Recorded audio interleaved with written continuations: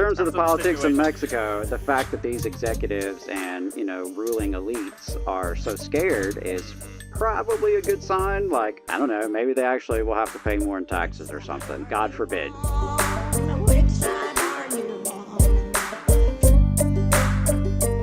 Morena, last week, about a week and a half ago, maybe 10 days ago, something like that, Morena won in a landslide the presidential, state, and congressional elections in Mexico. Morena is the left-wing coalition that is in control of the government. Morena is the left-wing coalition that AMLO comes out of. Andres Manuel Lopez Obrador. Morena stands for the movement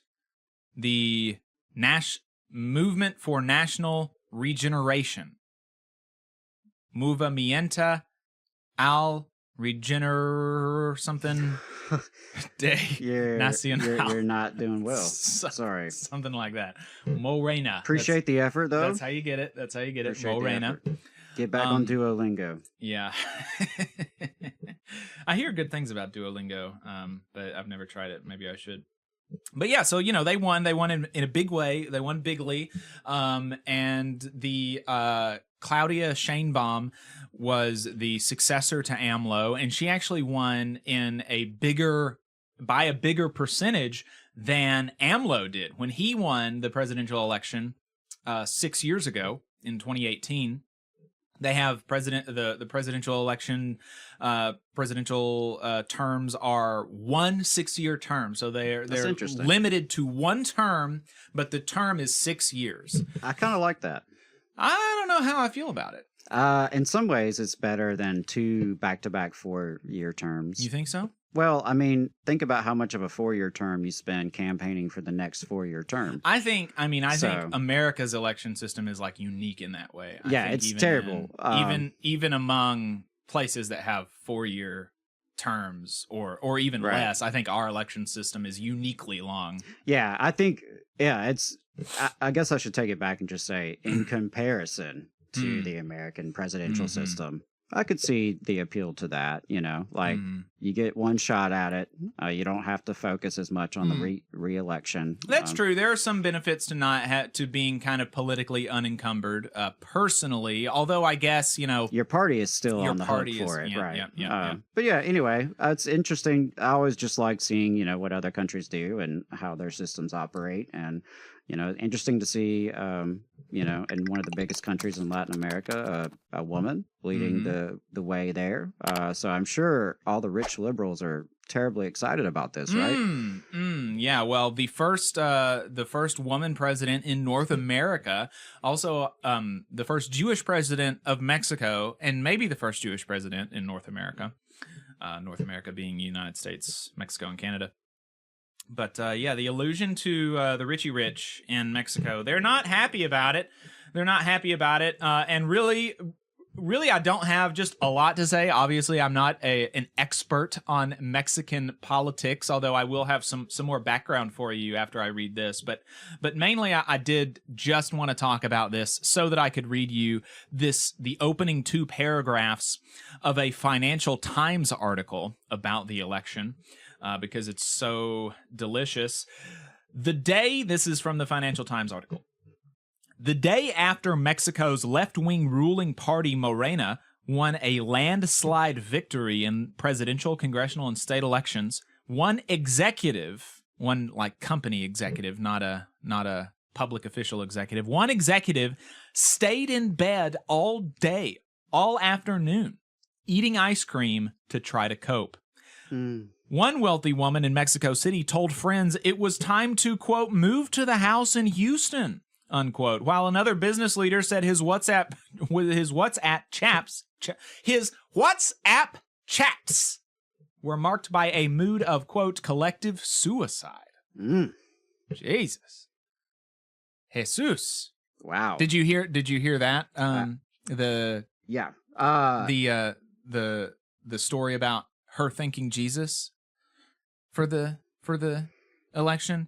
Yeah, so she thanked during her election speech she thanked Jesus, and so some particularly Zionist, like pro-Israel types, because she's also been critical of Israel in the past, used that to discredit her Jewish credentials. They were saying she's not Jewy enough for me, right? Oh, wow. And so that was, but because she thanked Jesus in her concession speech, but turns out it's her husband.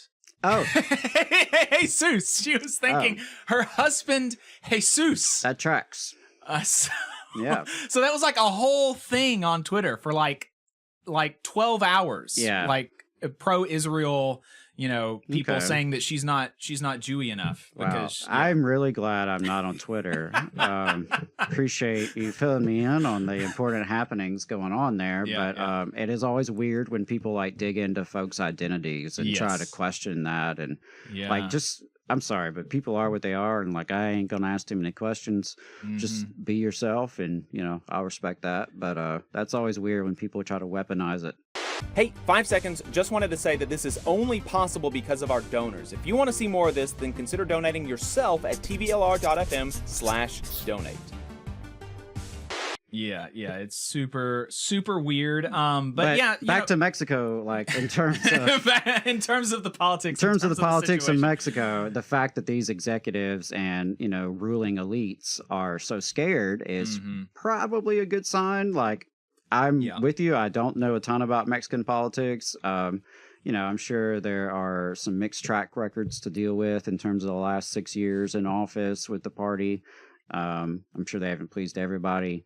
But, the fact that their ruling elite is so terrified means, I don't know, maybe they actually will have to pay more in taxes or something. Right.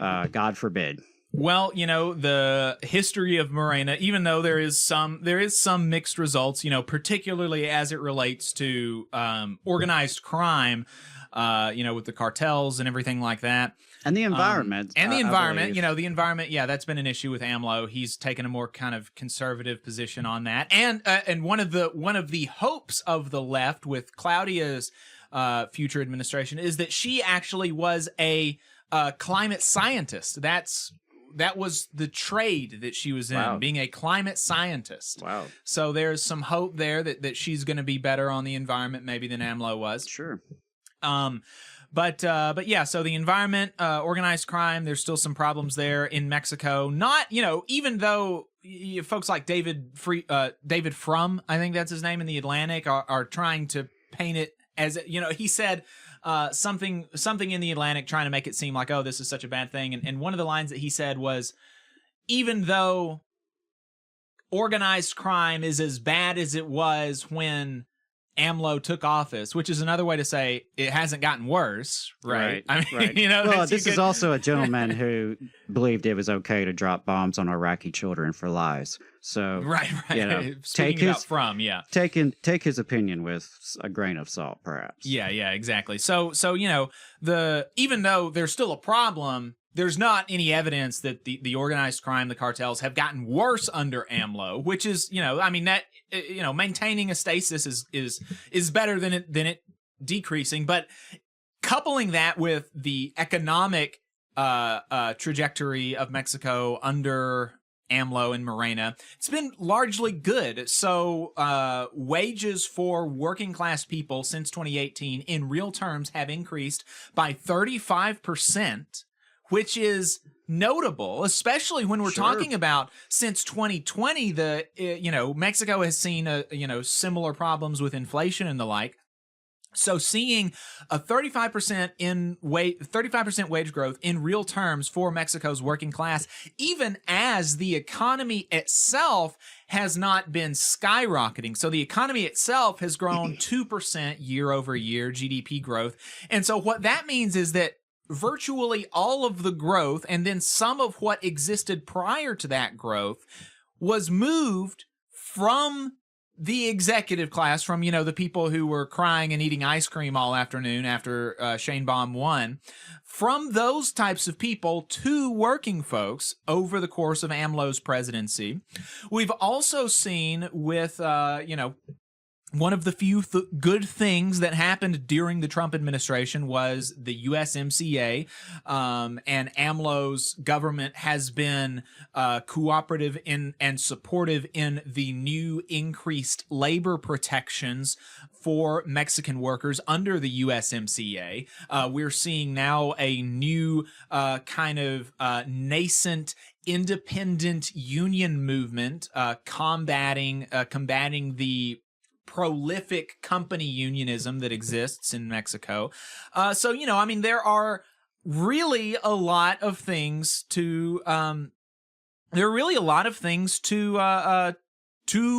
like about AMLO's presidency, particularly if you're a working class person. And that's why actually, I was listening to some interviews of some Mexican journalists, and they were saying that, from AMLO's election in 2018 to Sheinbaum's election in 2024, the coalition that Morena won with has actually solidified and is more class-based even than it was in 2018. Like AMLO apparently pulled more from kind of a nicer business class in 2018, whereas Sheinbaum, it really almost all came from the working class, and where the working class was kind of de-aligned to a certain extent in 2018, it's really kind of configured and congealed in support of Morena and Sheinbaum. So yeah, lots of reasons to be optimistic about Mexico's future, and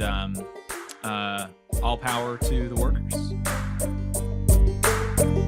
You just saw a clip from the Valley Labor Report. We are live every Saturday morning from 9:30 a.m. till 12:30 p.m. And we pride ourselves on keeping all of our content free to everybody so that we can talk to as many working folks as possible. If you support the work that we're doing, you think that it's important, you think that it's good, then consider making a monthly contribution to the project, and you can do that on our website, tvlr.fm.